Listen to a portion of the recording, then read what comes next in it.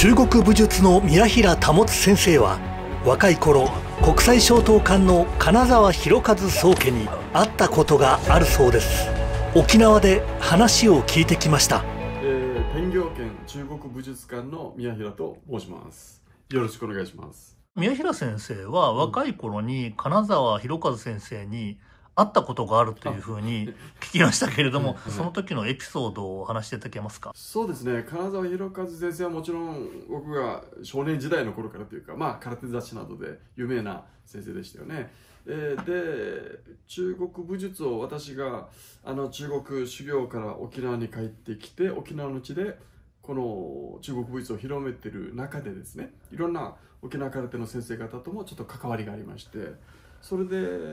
1998年でしたかね、おそらく。でそこで沖縄の彼岸の無料先生という、ゴージュ流空手系では、海外でも非常に有名な先生がいらっしゃいますが、彼岸の先生の団体が、主催された、ちょっと名称はちょっと忘れてしまいましたが、国際空手道武道祭か、もしくは、世界空手道選手権大会か、そういう大会が沖縄県立武道館でありまして、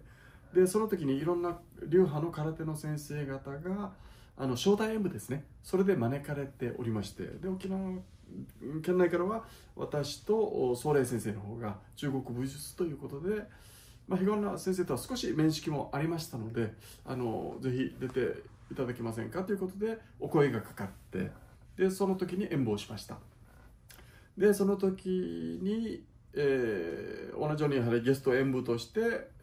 国際商刀館の金沢博一先生がいらっしゃって、僕も目の前で初めて金沢先生の演舞を拝見いたしました。でその大会が終わって、なんて言うんでしょうかね、打ち上げといいますか、パーティーのようなのがありまして、でそこで、金沢先生の方に、僕の方からちょっとご挨拶させていただいて、そして金沢先生もお話を聞きますと、以前ですね、太極拳であったりいろいろ中国武術に関してもいろいろ研究なさっていたということで、少しお話をさせていただいたことがあります。はい。その時はどういう印象でした？私としては空手道雑誌などですごい飛び蹴りをされてる、あるいはすごい筋肉質の金沢先生の写真というのは拝見したことがありますので、金沢先生だと私は思ってましたけど、はい。で一方金沢先生の方は僕の演舞をご覧になって、ああいう発想の仕方とか、ああいう技の使い方っていうのはちょっと初めて、見て少し驚きましたということをおっしゃってました。はい。その頃じゃあ宮平先生は30ちょっと。そうですね、計算してみたんですが34歳になるんでしょうかね。沖縄の地の中で中国武術をどんどん広めていこうと動いてた時期だと思います。はい。なるほど。その頃に、金沢博一先生に、会って、去年ですね、金沢博一先生のお孫さんである、日和先生も沖縄にですね、来てもらって、宮平先生の技術をいろいろと、指導というか体験してもらったんですけれども、その時の日和先生の印象というか、いろいろ。そうですね、まず初対面で、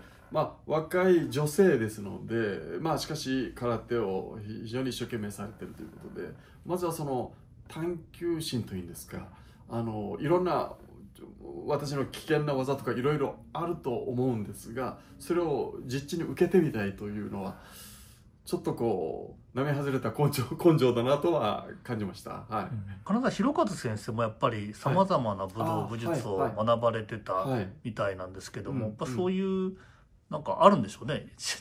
っていうか。そうですね、それは感じましたね。いろんなものから吸収するというか、いろんなものを研究してみると、そして、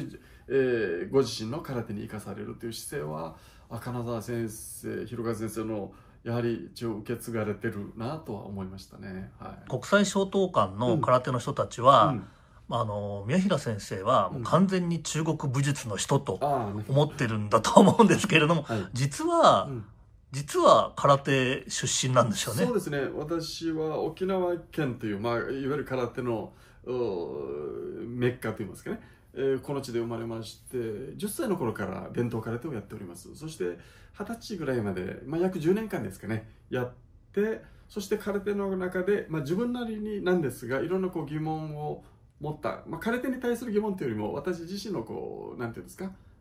限界といいますかね、能力なんですけど、でそこでそのルーツであるものは何だろうといろいろ調べていくうちに、中国武術というのが琉球の武術の、多大な影響を与えたものであるということを知って、じゃあ答えを知るためには、中国に行くしかないなと当時思いまして、思い切って行って中国の武術を学んできて、でそれで、沖縄に戻ってきまして、そして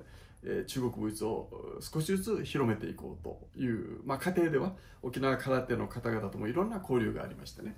なので、中国武術が広がってほしいのと同時に、伝統空手というのも多くの方々が興味を持って、でさらに次の世代の若い方々にも、中国武術もやってほしいですし、伝統空手も多くの方々がやってくれたらとても嬉しいです。